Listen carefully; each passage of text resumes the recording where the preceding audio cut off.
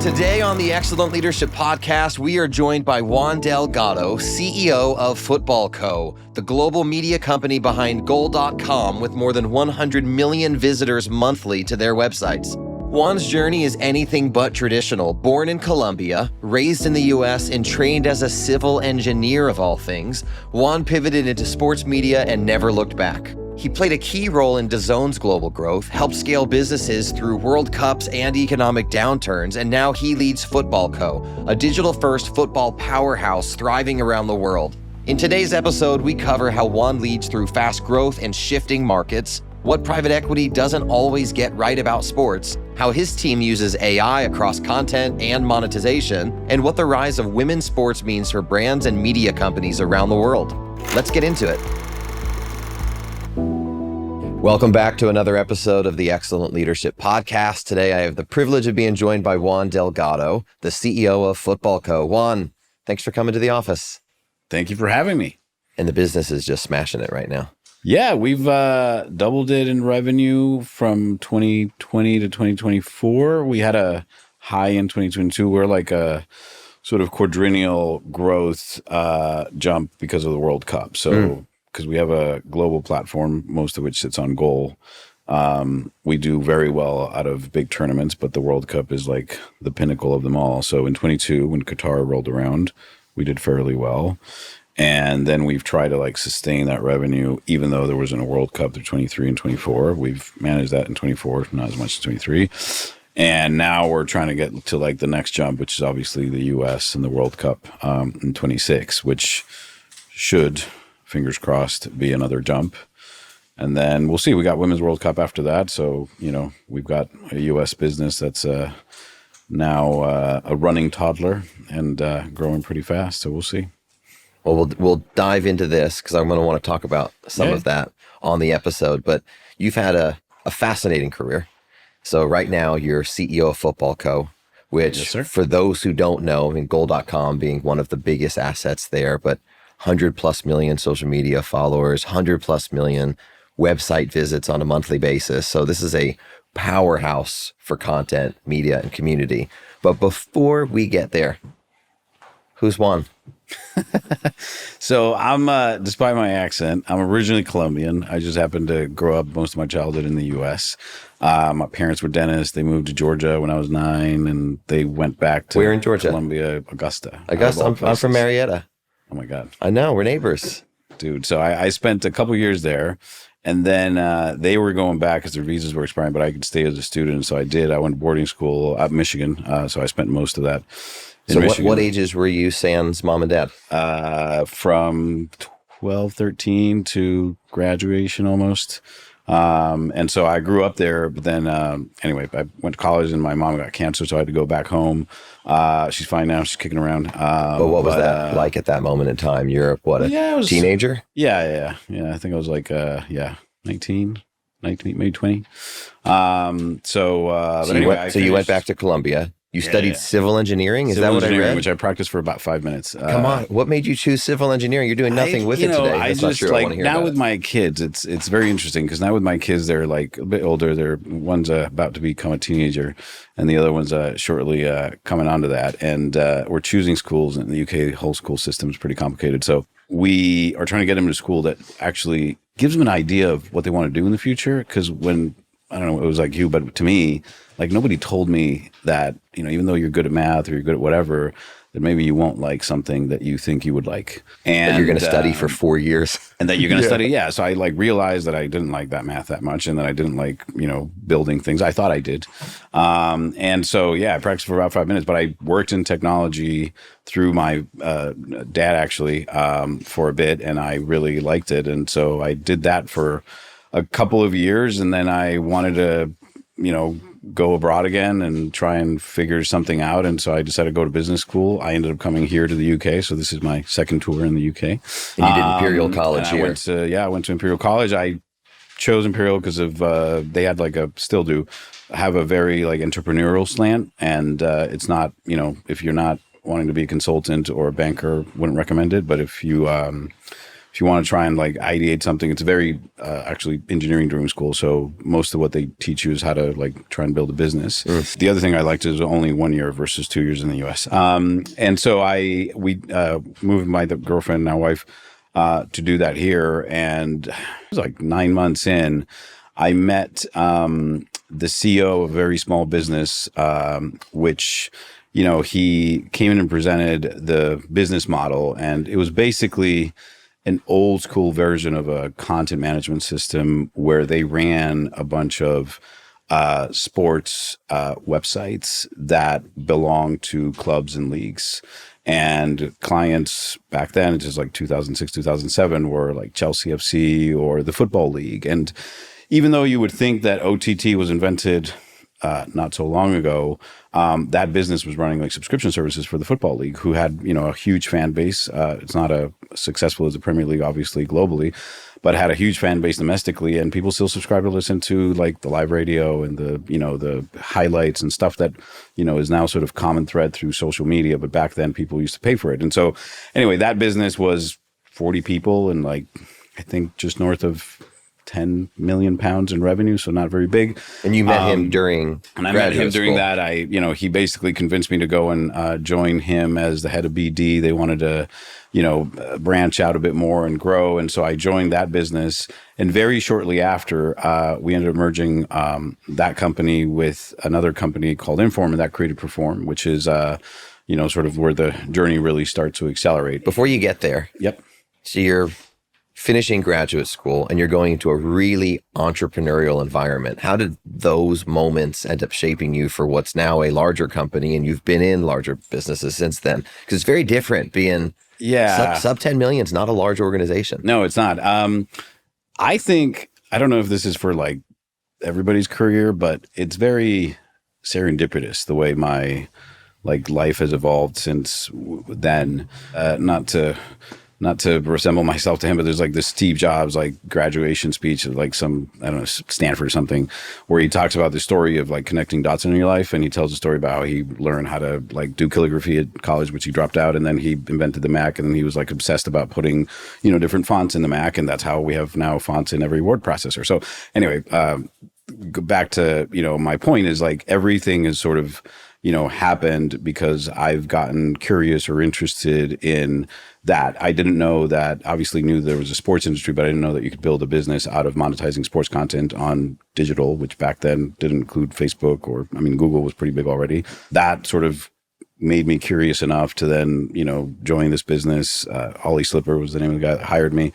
And then, you know, sort of moving on from there. So not really planned. I came to business school here because I was tired of what I was doing before and wanted something new. And lo and behold, almost 20 years later, 18, I think. Yeah. I'm still around. Study sports, didn't even know that's where you'd end up. No. But you took skills I'm okay at along soccer. the way. I'm okay at soccer. You better be okay at soccer. I'm no James Rodriguez, but I'm all right. Yeah. He's I'm an Everton supporter. So we had James for a short little time. James, don't call me James Rodriguez, is what we like to say. That's right. What a star. Yeah, he's done pretty well for himself. Not on the pitch, unfortunately, but you know, outside the pitch, he's been all right. He plays for Colombia still, and actually, he does quite well when he does that. It's just the clubs that he plays for when he doesn't. So keep going on the career then. So Inform becomes Perform. So we merged the business, created Perform. The main investor, which was a private equity fund, but it's basically one fairly wealthy individual called Lem Blavatnik, was the guy that acquired the majority stake. We sort of then took on an international growth trajectory and built a bunch of products, most of which are now supplied to any bookmaker that you place a bet on, and I'll explain how, or any like stats that you consume on a live scores app, be that ESPN, you know, the score, or here like Sky Sports, anything that you see on the screen. And around like 2009, we were all like sitting around the table, still medium-sized business. Probably because of my accent, we just figured out, all right, we're going to expand in the US and in Asia. And they were like, you're going to New York.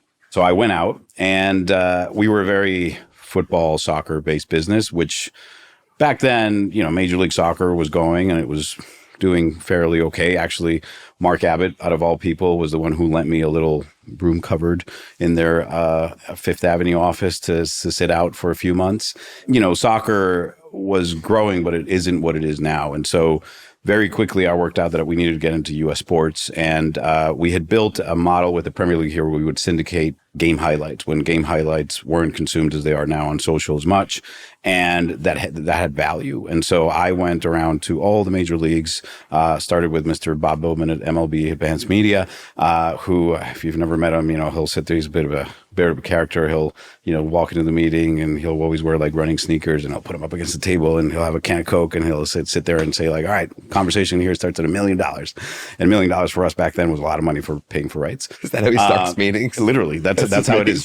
That's how it is. But by the way, Hans Schroeder, who now actually runs NFL media, did the same thing at the NFL. But eventually, I got around and I convinced the NBA. And so if you didn't know who the power player is in that negotiation, they let you know pretty quickly with the feet on the table. Yeah, with the feet on the table. Exactly. And so, we got around. It took us about a year, but we basically licensed game highlights. This was 2009, 10. To syndicate on what in the U.S. is referred to as local media. So local newspapers, local TV stations, which back then did a bunch of traffic because you didn't have, all the proliferation of social media consumption and news that you do now. They generated a bunch of inventory pre-roll that you could sell. Back then, digital video was still very premium in nature, still is. It's just the platforms have shifted to connect to television. And so we built a business out of that, and we built it to, end up doing, this was around our IPO, like a few tens of millions in revenue. So jump to it, but we took the business public in 2011 off of its global success, not just what I was doing in the U.S. And, what was that experience like as a management team? It was exhilarating. We, as I said, we started at a little bit over 10 million, and by the time we took it public, it was definitely into the hundreds. Fairly profitable, good margin. First of all, we listed in London Stock Exchange, which back then had I think a different profile for listing digital businesses than it does now. I think New York's taken now a bigger lead in that. And so we got, a great valuation, a great multiple for a business that was still somewhat nascent, like $100 million plus business. Now, if you're taking it public, it's really, really hard. You've got to be in the multiples of hundreds of millions and hopefully fairly profitable. So we did that. And the reason why we were doing that is that the business was still very, sort of behind the scenes. So all the content that we were licensing and syndicating was to people who ultimately own the relationship with the consumer. In my case, the newspaper sites. Here it was like bookmakers and the Skies, or the examples I gave. And so we used the listing to then start building a bigger direct-to-consumer business. And the initial acquisition that we did actually fuel the IPO was Goal.com, which you referenced earlier. From that, we started acquiring other businesses in the U.S. I managed to do a joint venture with Condé Nast. They owned a business called Sporting News, which is a very old and storied publication, but digitally it was not doing well. Condé's a very female focused, portfolio of brands, Vogue and New Yorker and all those. And so sports brand didn't really sit well. So we took it over and we grew that to be quite a big business with 150 employees in the US and, well into the, mid-8, high-8 figures in revenue, up until the point where the whole group, I think, got to about $2 billion market cap. Still main investor. I think by then he'd owned probably 40% of the business. Len talked to our group CEO Simon and said, "Look, I love what you guys are doing, but if I'm gonna keep at this, would like you guys to go big. You got to go multiple billions and go really big." And so we, went back, concocted a plan and said, all right, Len, the way to go is OTT. And as a publicly listed business that does a couple million in revenue and is fairly profitable, that's going to be hard to digest for investors in public market. So let's take it private and let's get after it. And that's what we did. We raised a couple $100 million in debt because the business had no debt, thinking that, that was going to last us to get going. Wrong. Took a few more billion. And we launched DAZN in 2016 in Germany and Japan. At that point, the business was the division I was running, which was the ad-funded business, biggest market being the US, but it was a global business. the content licensing business, which I referenced before, doing very well, especially with bookmakers and with broadcasters, and then DAZN. So it was like those three divisions. And the idea was that they were going to feed off each other, and we were going to eventually build a bigger direct-to-consumer business than we had built with the portals, and that the whole group was going to evolve. Took a bit longer, took a bit more money. We launched new markets. Italy, I think, was after that. And then I think we went into boxing in the US, which I helped launch. And then, the business really started requiring a lot of capital.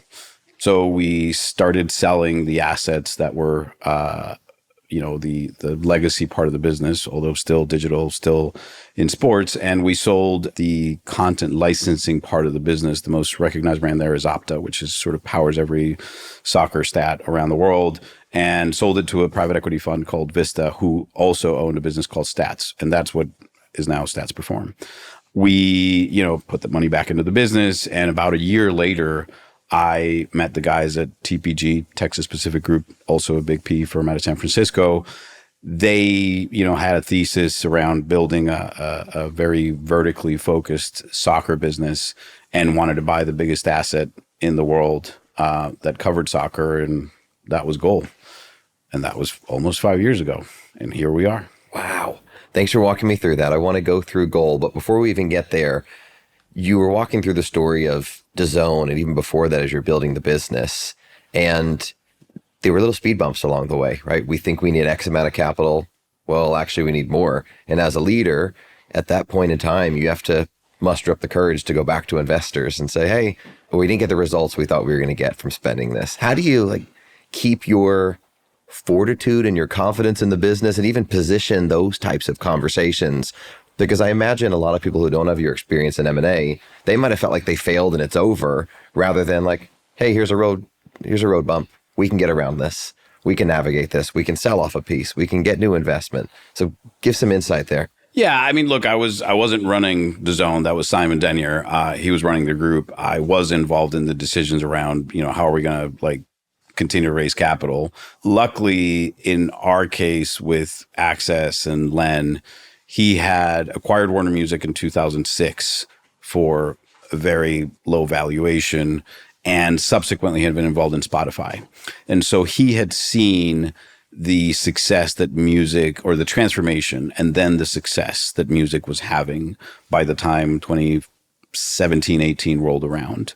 So that helped, his conviction around we just got to keep going. This is going to work. Luckily, he had, deep enough pockets to do that.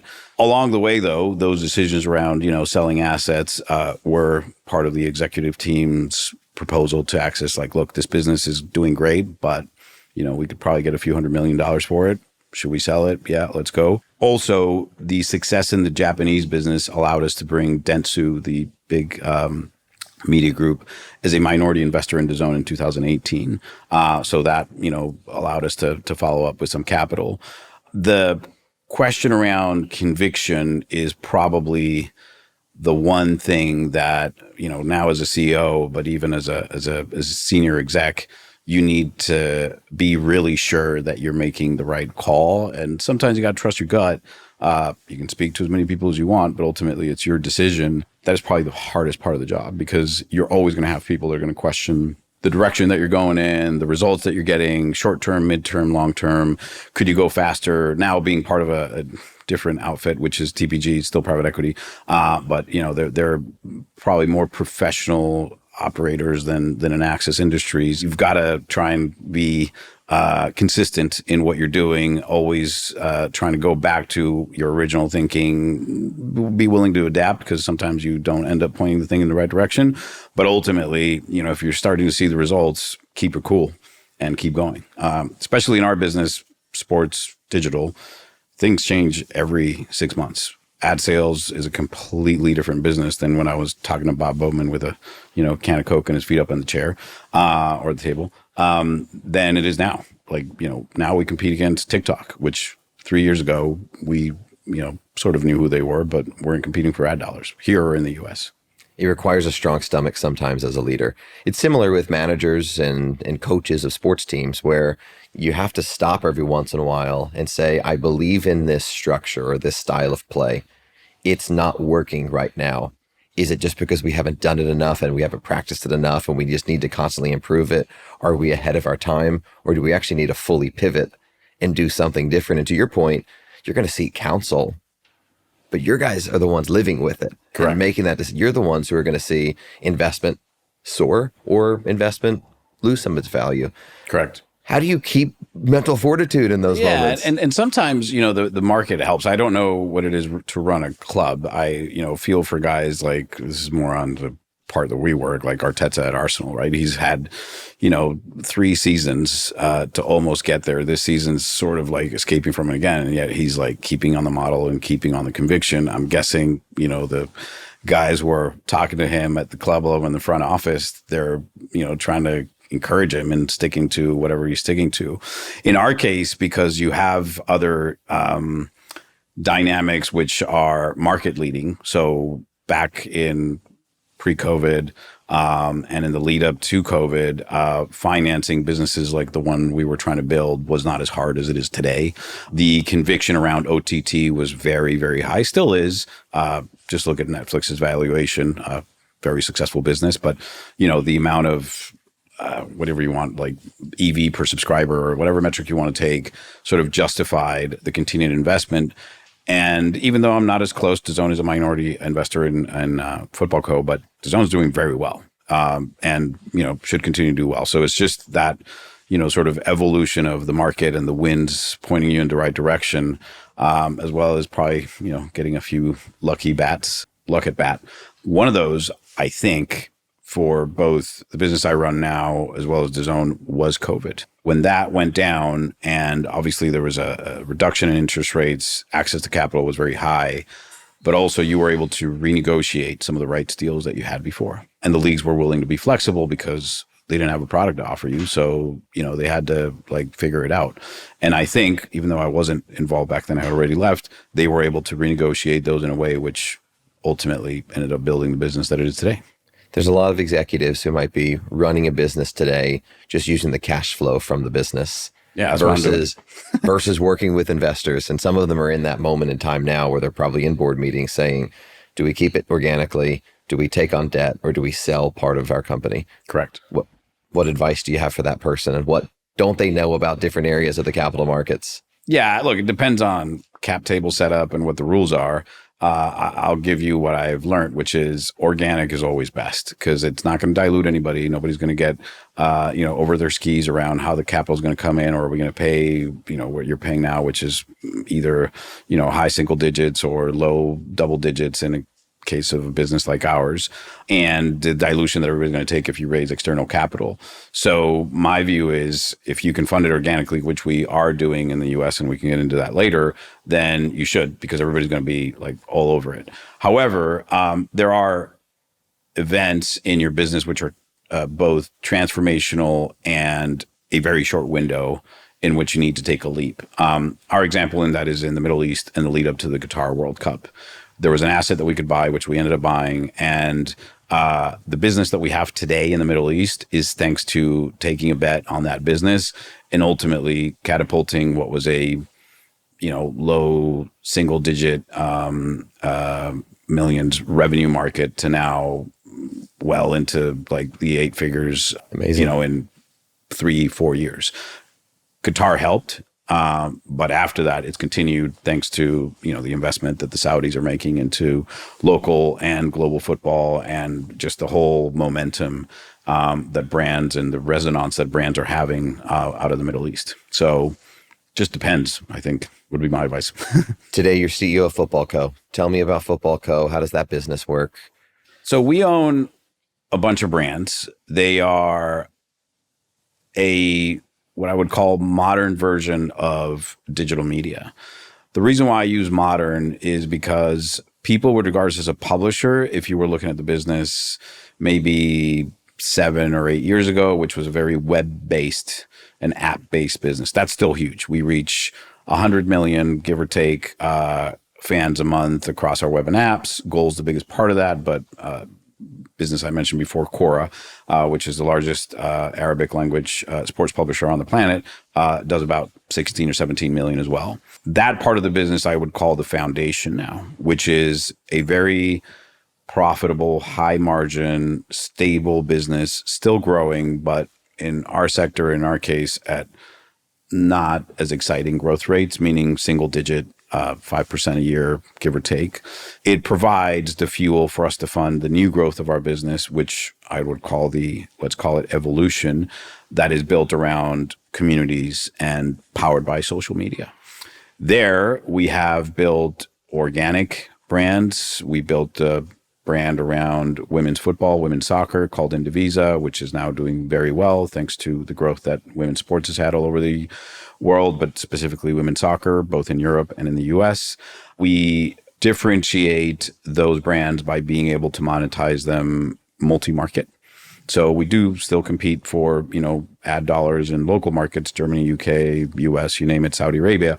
But when a brand like FedEx, which is a Champions League sponsor, wants to activate their relationship with UEFA, they don't want to go and spend in Germany and then in Spain and then in France and then in the UK. They just want a partner that can deliver it all. And we happen to facilitate that. Most of that being fueled through video and through platforms like YouTube or Instagram or Facebook, where we have a huge following, over 100 million followers. YouTube is now the leading platform for monetization. It was to a point Facebook, then Instagram, TikTok still, growing for us, but unfortunately you don't make a lot of money out of TikTok through the platform. YouTube is the one that's sort of maintaining that ability for you to get paid as a creator, as well as to monetize the content that you're publishing.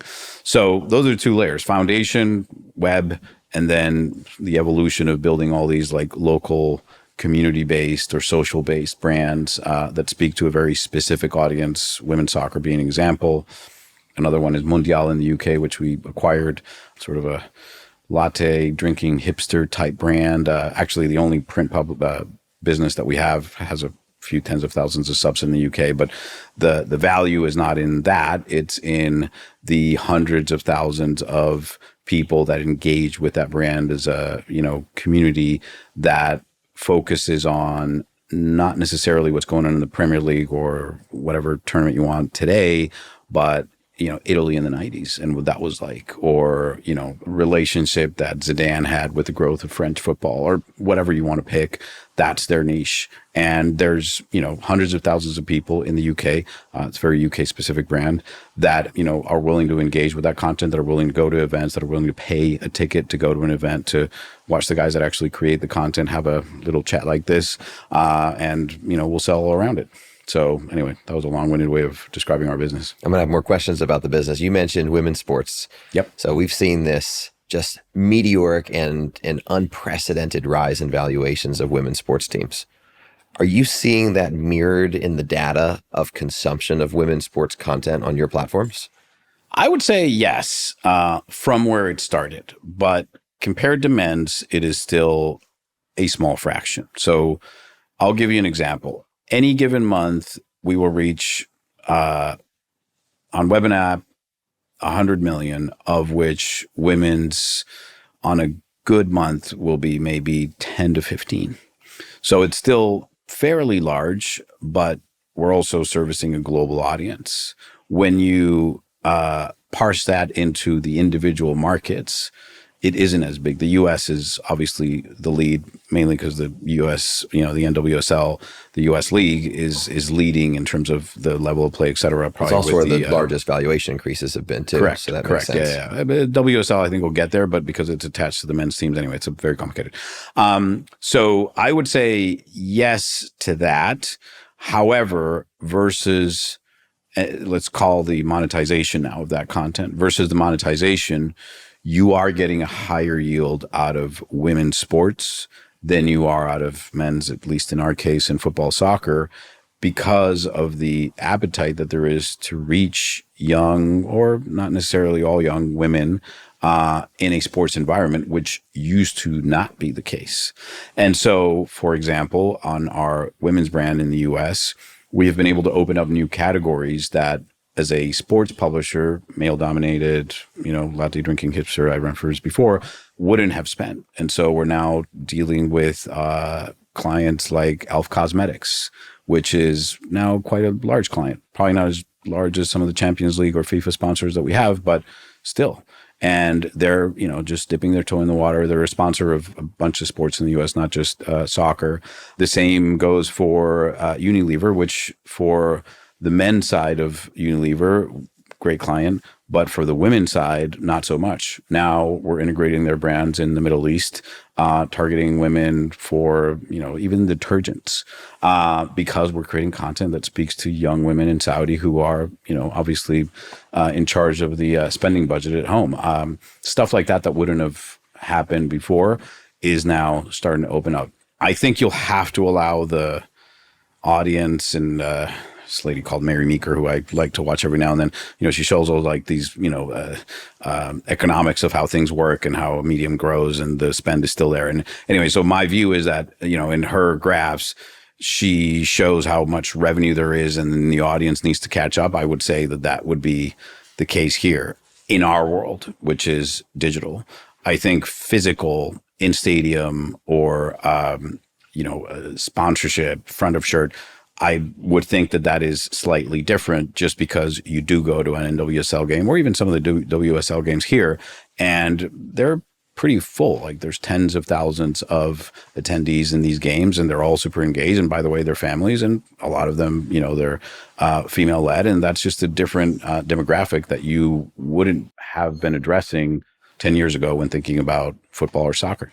Yeah, we get to see a different side of the data just from our seat, which is how many people are interested in working in women's sports now who historically hadn't thought about spending time in their career there. So when we're doing the CEO of a women's soccer team or the C-level executive for a volleyball league, people are excited about it from all different parts of the market. And so I think that momentum combined with valuations of teams, combined with just consumption and new ways of being able to consume sport, I'm optimistic. I feel really great about the future of women's sports, and especially with another World Cup coming up. Yeah, and I think that the difference is also that versus men's, those clubs and those leagues are less restricted because they don't have broadcasters paying them billions in the case of the Premier League or the Champions League. And therefore, the way in which they think about syndicating rights, we deal with the NWSL in that case, the way in which they think about access to players and what happens, right before the game, how do they interact with companies like us. It's very different because they're not bound by, but Sky or ESPN or whoever, pays us this amount and we can't really carve out this little piece of the footage because, we'll, excuse my French, piss them off. And that way, I think the value will be probably built faster because of the lack of limitations, flexibility, and also forward thinking from, some of the people that are running those teams and those leagues. That's not to pick on, let's take Arsenal, which I mentioned before as an example of a big club here. They're also forward thinking, but they're limited because they get, billions on broadcast, hundreds of millions on sponsorship. And it's been sold in a way for decades in some cases that, people don't want to change yet. It's changing. OTTs change that and, it's getting a little bit more flexible, but definitely not the blue ocean that you have on women's sports. Quick interruption. If you are enjoying the Excellent Leadership Podcast, I have a small favor to ask you. Could you please take a moment to like, subscribe, and leave a 5-star review? It helps us grow the Excellent Leadership Podcast community and ensures we keep bringing you top-tier guests, powerful insights, and impactful episodes. Thanks for your support. Now, back to the show. How is artificial intelligence changing your industry? Two ways I like to describe this. First of all, it has made us more efficient. By that, I don't mean we've actually not fired the first person due to AI. We have created more ways to fuel more content in the written form. I described a lot of the future of our business being driven by video and social, but text is still a big part. People still read lots of articles a week, a day. That costs money because you have to have people create them. Google, which drives a lot of our traffic, still rates human created content at the top of the sphere, and therefore you spend a lot of money on that. How do you help those individuals be more efficient is very important. And so, as a specific example, newsletters used to not be a big business for us. For U.S. media brands, it's been for a while. We didn't have a big U.S. business in the U.S. until now. Newsletters in sports is hard because you got to really cater to that audience. You got to be, if you're a pick same team, Arsenal fan, you don't want to be reading about other stuff. You want to read about Arsenal. You want to read about what's happening. And you would have to have a person before curate that. You would have to have that person select stories from what has been written, what's relevant. They just got hammered by, can't remember who they lost to recently, but anyway, picking those stories will take 5 hours of a person's time. Now, an AI will do it for us. And that just creates efficiency in loads of languages and loads of markets around the world. The other example is discovery. So again, back to written language is, first of all, homepages as they used to exist a long time ago don't get as much traffic as they do. Gold still does a few million a day or even a week, but it used to be tens of millions. That curation still happens by having an individual select the story. So I'm going to put the lead story here. I'm going to do this. I'm going to do that. I think it'll change, and we're working on ways in which we can improve that to the point where you might land on our homepage, especially on a mobile screen, and just see 5 bullet points. And we know, because we track you and we were able to know exactly what you like and who you are, and sometimes what your name is and your email and your date of birth, et cetera, that you like Arsenal, that you like to read about Arteta, that you also like to read about Man City, because, Arteta used to work with Pep, et cetera. And so we'll curate that information for you.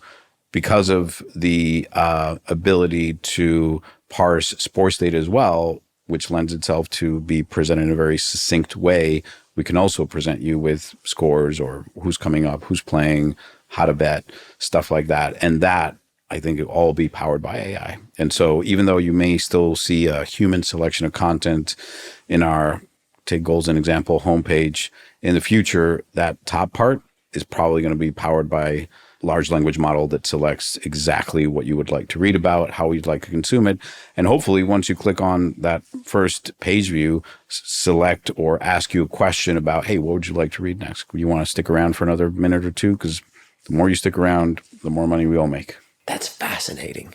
Yeah, it's been a while. We've been at it for 2 years, paid consultants, do a lot of work with Google. So, I have a lot of conversations with Google. We've, engaged with OpenAI, who, they're a bit of a, are you feeding the enemy or not? I don't know.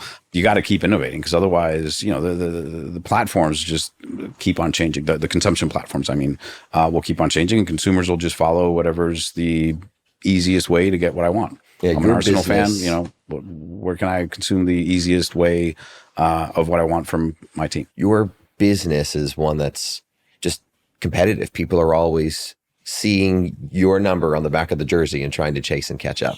And so constantly evolving and doing things differently matters. How do you put that into a culture? How do you create a culture of innovation so therefore your product is always innovating? Culture isn't something that you set from the top. Culture is what people make it to be.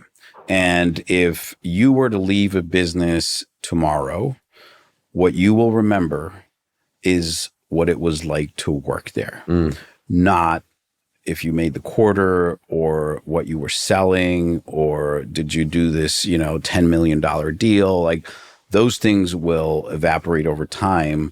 What you will keep is what it was like to work there. And I've had the luck of, as I was describing before, grow up in a business that went from very little to very big to then even bigger to now sort of going back to a medium-sized business and trying to do the same thing. And so that's what I try to instill both in our management team and our senior management team and middle management team is like, let's make it what we want for it to be, to feel, to work here.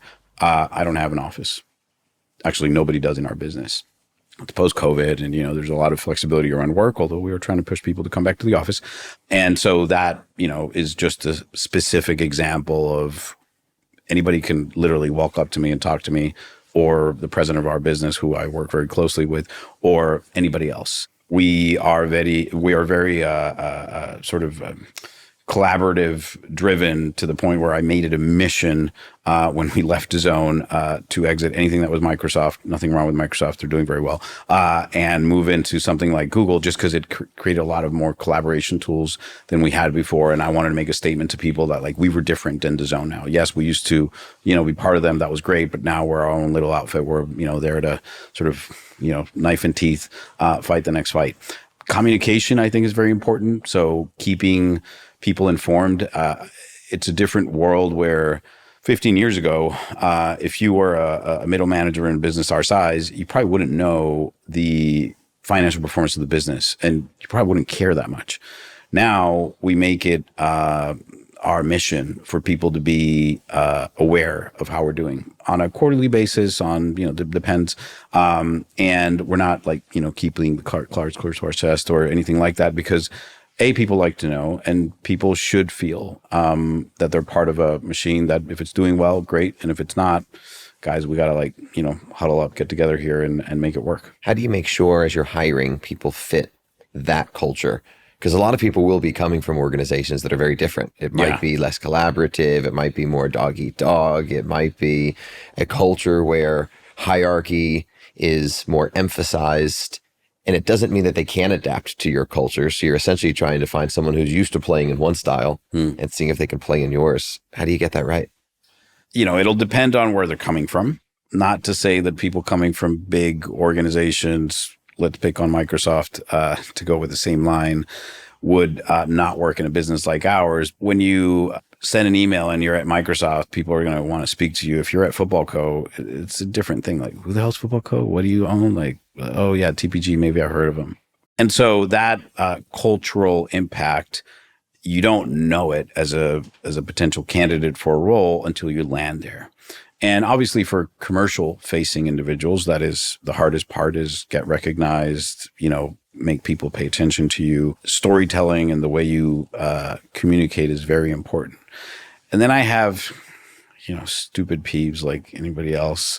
If it's a higher ranking person and, I like to spend some time with them outside of this sort of formal environment, we'll go to dinner, we'll have a drink and whatever. I'll just see if they say thanks to the waiter when they bring, whatever they're serving, or if they look at people in the eye, or if they're, willing to talk about things that are not work all the time. Because those things are important. When you're a business our size, 350 employees, a third of which are here and the rest are like in little pockets all over the world. It's a different type of environment that you need to be a bit more self-starting. In a big company, it's easy sometimes for people to hide or not to necessarily impact others on a daily basis with their own behaviors. When you're 350 people, you bump into each other a lot. You need to have a culture where people, if they don't at least like each other, they respect each other, and then they can work amiably. Correct. And that's not to pick on big companies, by the way. It's just, a big company, it was described to me very recently by one of our senior execs as a bullet train. And when you're running a bullet train, you got to be really specific around the people that are doing the job so that it doesn't fall off the rails. Because if it does, man, it's like major crash time. Whereas we are, growing pretty fast, but, we can veer a little bit more. And so you need to have people that are willing to be as flexible as that, so that if what you're selling today is in what's going to sell tomorrow, you're able to, shift with the times and not be fixated on, but I was selling banners before and this thing worked. Well, guess what? Banners, nobody cares about it anymore. We still fill them on our website and, get paid programmatically, but that world of selling direct banners is gone. And that's what you got to hire people to be flexible enough to be comfortable enough to change. So you have an office plan that seems to be more open. People can talk to you almost all open hours is what it sounds like. Yeah, it's like a trading pit. If you were to go back to, what is it called? Gordon Gekko? Yeah. Any of those movies? Yeah. So how do you protect your calendar in those situations as well? Because you're obviously being productive, but if you're constantly being called on and distracted, that's not easy. So how do you make this work? Because some CEOs would be afraid of trying that, thinking they would just never get anything done. Yeah, I'll answer that one. But the other one is, people are afraid to come to you because you're in an open environment and they want to have a private conversation with you. And therefore that maybe doesn't incentivize that what I'll do to answer your question is, first of all, I have somebody that helps me that, manages our calendar pretty well and pretty efficiently. Secondly, I try to keep regular communication by scheduling sort of, regular meetings with both my direct reports and some of the groups that we're instilling change on. So right now we're trying to come up with this whole new way of creating talent-led video content through ex-players. And we've got a task force that isn't just the people that work directly for me, but the head of creative, guy who runs video, but he's basically our YouTube ninja. And all those people we meet very regularly and sort of follow up and therefore generate that ability to converse on an ongoing basis, so that if there is any of this, we can spend time on it at the right time. Not, hey, I've got this and I want to spend $500,000 doing this, and it's like a corridor conversation. And I'm like, but wait, $500,000, really? That type of organization helps you get through that.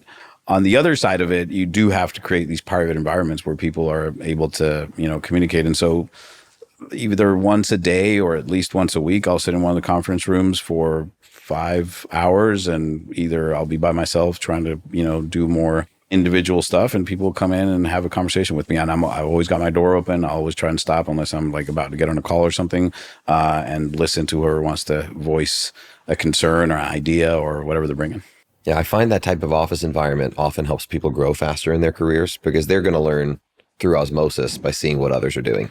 Yeah, the challenge now is, our business, I'm 46 and I'm probably, our president is 50, so he's a grandpa. I'm like slightly younger than him. But the average age in our office, anywhere in the world, but here in, let's say, New York, is like 30. So you've got, people who have had 5, maybe a little bit longer of career experience, some who are straight out of school, and they're at home. Even though I don't want to be, there's like this famous thing that went around from Jamie Dimon, and he was like, bitching about how people, behaved outside of the office environment. But he's right. Like, people that need to learn the point that you just made, they need to be next. If you're creative and you're a young creative, and we have an ECD who's got executive creative director, 15 years of experience of, the field that person's in, you got to sit next to them at least, twice, if not 3 times a week. So we're trying to, slowly but surely, without making it a sort of a police environment, that people should come back to the office, and that you should at least spend 3 days in the office, if not more, in that environment, so that you're sharing, you're learning, and the business can move ahead faster. In a practical analogy, it's like the gym, isn't it? If you're going to work from your home gym all the time, you probably get stuck in a routine. You likely do the same lifting that you would do all the time. You show up in a gym, you realize, hey, I might actually be working harder than some people. And there's also people who are far outperforming me. And, oh, I didn't know that was an exercise. Maybe I should try that next time. And you just build your skills. I think we've lost some of that in society with so many full work from home environments. And I love the flexibility. I'm not saying that that's a bad thing. There's been benefits. But there has been, I think, a generation of talent that might be missing out on optimizing their career opportunities because they're not seeing how the veterans do things. Yeah. I'm going to steal that gym analogy, by the way. Do it. Take it. That's very good. I completely agree. And it applies to any size of business. I only got here 3 years ago. You would go to offices here and people are usually in the office, not every day of the week, but offices are full. 2 years ago, I used to go to New York. There was nobody, even at the banks. I think it's still the case to an extent. And that's just not productive. And you unfortunately have to put incentives in. Here we do pub night on the Thursday. Beer's always a good persuader. Beers and pizza bring people into offices. Yeah. That way, we're moving forward. When you have smaller teams, it's easier. So, our office in New York is about 30 people. That's easier because, there's one lead, very inspirational character, and therefore, at least 3 times a week they're there. And because they're a small team and they're fighting with a knife in their teeth, they're sort of raveling. It's the same thing as in Riyadh. We've got a team of like 20, and Dubai, et cetera. Like everywhere it's a small team. It's easier, but the big offices like London or Leeds. We have a product and tech office in Leeds, and that's slightly harder to persuade people. I went to one of my friend's offices a handful of months ago. It was Christmas. They had the Christmas party, probably went until midnight, 2 a.m. And the next day they had optional breakfast burritos and sound bathing. And they had like full attendance. People show up, probably half hungover. Burritos sound great at that point in time. Yeah. It was like just a fun, I would have offered creative. a Bloody Mary to go with it. Yeah. Just no angry emails. I've never thought about sound bathing as the incentive to get people in. But I think most people are like, hey, I've heard of this. I've never tried it. Yeah. A safer environment to try it in is with my colleagues than go into a studio. So I was very entertained. There's your new idea for you. Breakfast burritos and sound bathing. I am going to do that. Yeah. Unfortunately, Mexican food, not too big on London, but it's not great here. You said you're an avid reader. What are you reading? Give me some recommendations. I like to read business books most of the time. I don't read fictional as much. Stories about either successful or not as successful entrepreneurs is something that I'm passionate about. The book I'm reading now actually is the latter.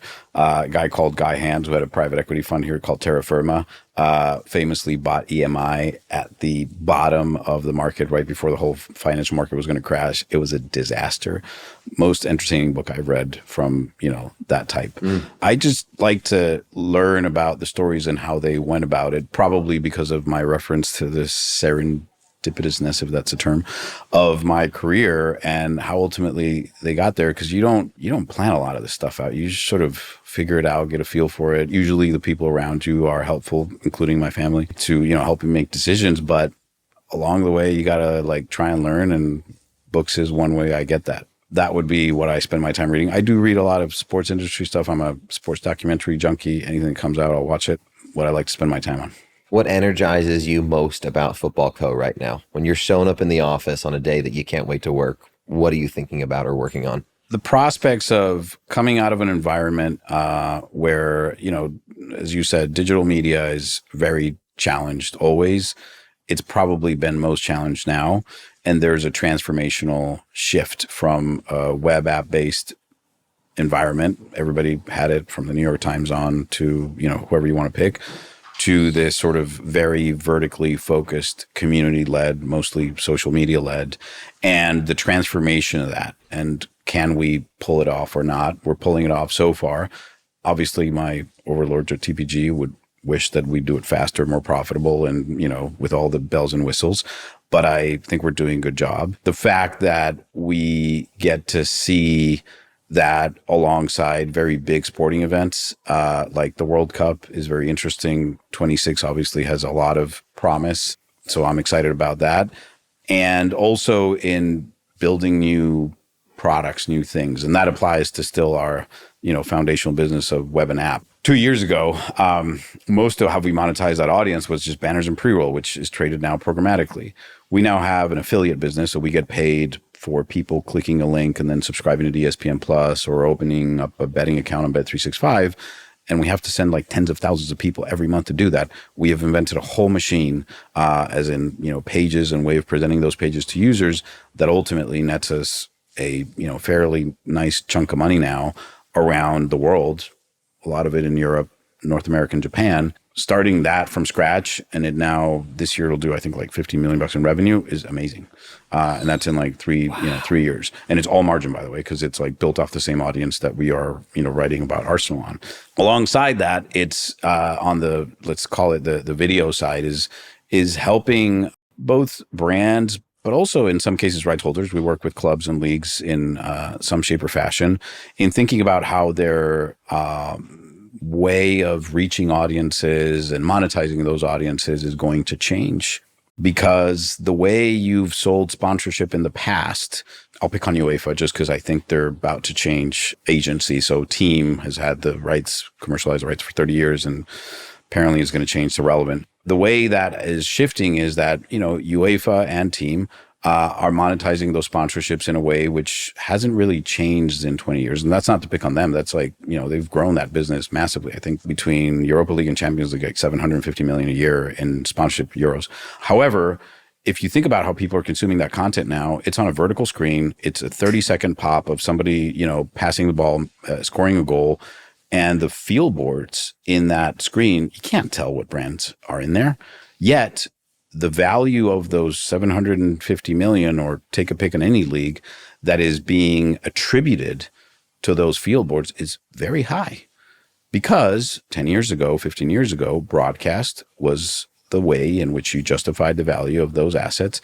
And it still is being justified today, despite the audiences, especially younger audiences, not watching as much live content, not watching as much footage as they used to, probably more watching people like us having this conversation, talking about football, sometimes with game footage, sometimes not. And that evolution of changing how a league thinks, because they are bound, as we were discussing, between men's and women's by hundreds of millions of dollars or billions of dollars in revenue, it's hard. So as I hear your story, I think your civil engineering background set you up for the success you've had in your career, because building of businesses and building of products, though, right? And an engineer has to think about process and systems. Yeah. What's the order of getting things done? It's critically important. And just these stories of $0 business, grow it into $10 million business, be able to execute a sale down the road for significantly more than you started at. These journeys, I love these journeys where it wasn't obvious. I studied sports management. I began in ticketing and I rose up the ranks, but I took a little piece from here. And that's great too. A little piece from there. It's great too, for sure.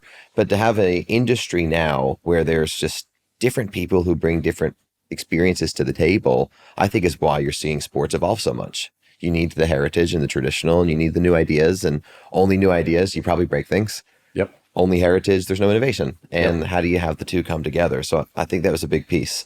Yeah, for sure. 7 questions we ask everybody is what I'm going to transition to, what we call the 7 question blitz. So first question, what sports event have you never been to that you would love to attend? You would be surprised, but I've never been to a World Cup final. I've been to 3 World Cups, Brazil, Russia, Qatar. Have never been to a final because we're always entertaining clients, and the best bang for your buck is either in the group stage or in the lead up to. Would love to go to one, hopefully with a team I like or I semi-support. Colombia is where I would probably put my heart on my sleeve. That would be amazing. Make it happen in 2026. Hopefully. It's New York, so my overlords are there, so at least they can pay for the ticket. And they might have a box, and so here's an opportunity. Yeah. Who would you go golfing with? If you could choose 3 people, living or historical, who would you choose for that foursome?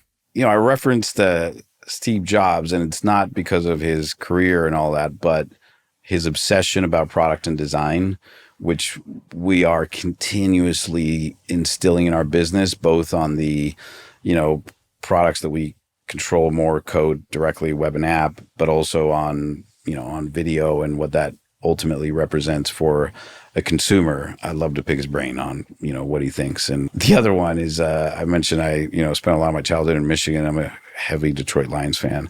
The reason why I became a fan is because Barry Sanders was playing when I was there, and I'd love to talk to him, see what he's like. I know he's still around, but that'd be a good conversation to have. I don't know, probably it's like some politician, but nobody comes to mind right now.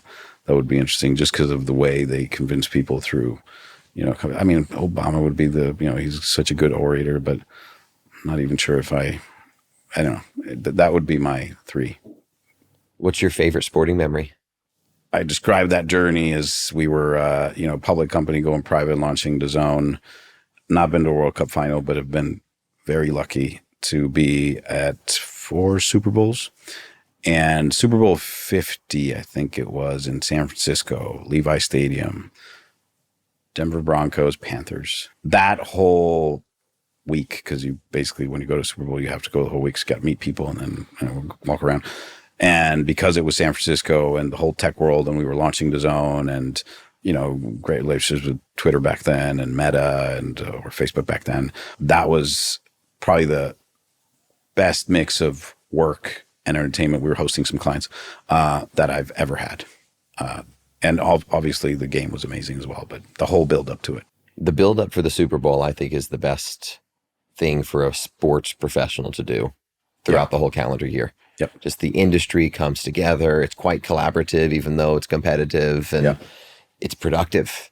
Yeah, I mean, look, the way in which the Europeans are now looking at the way Americans execute sports shows you that footprint that the NFL has set for the Super Bowl, and the NBA has done other stuff around the All-Star, et cetera, is the way sports and entertainment come together.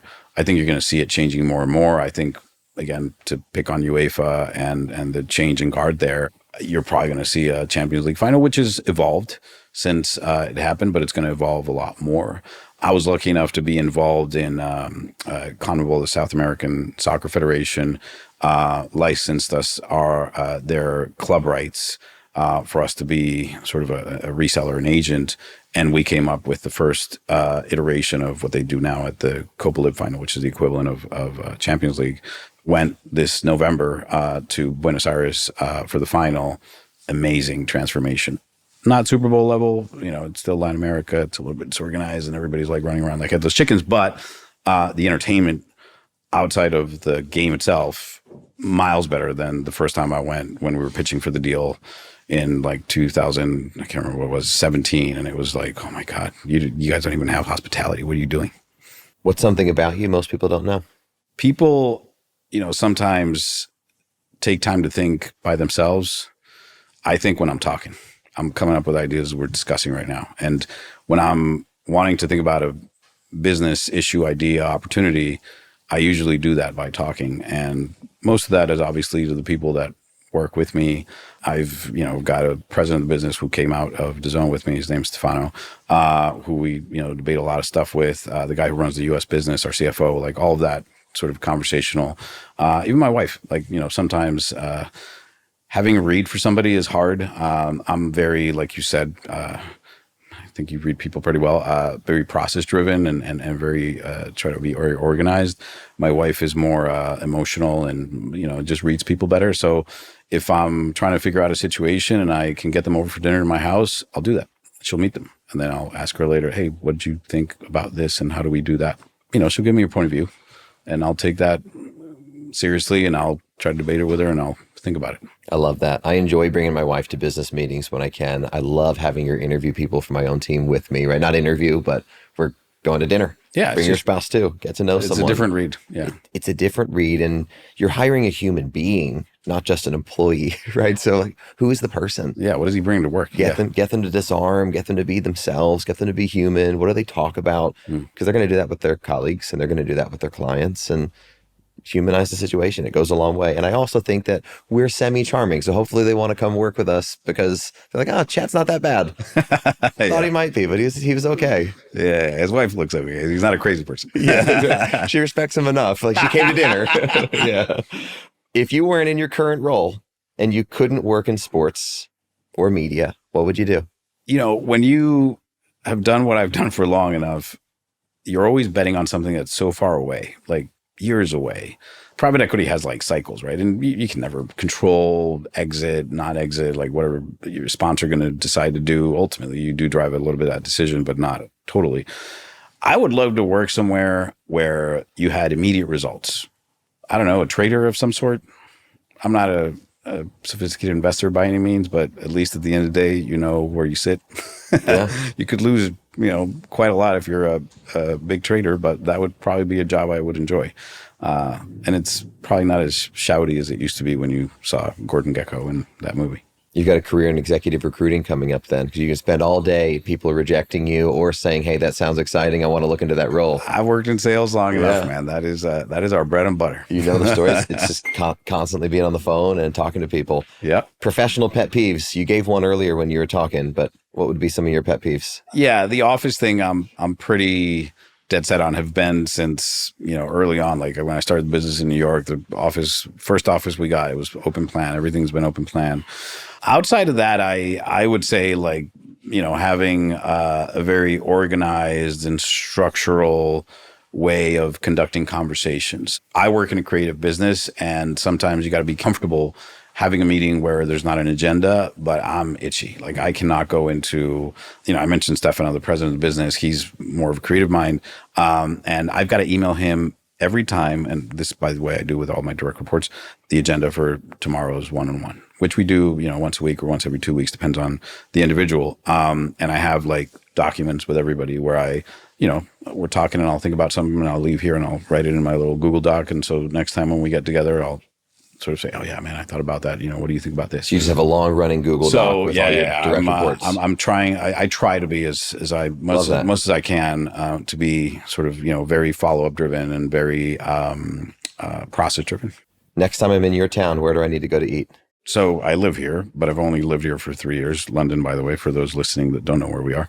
Very nice Charlotte Street. Stop raining. And there's a Japan flag out the window. So if the camera's catching that, we're not in Japan. We're in London. I'm a burger junkie. And so here, it would be a place called The Joint. Okay.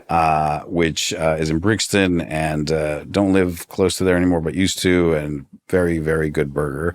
It's got like some, I don't know, pork thing on the top. It's amazing.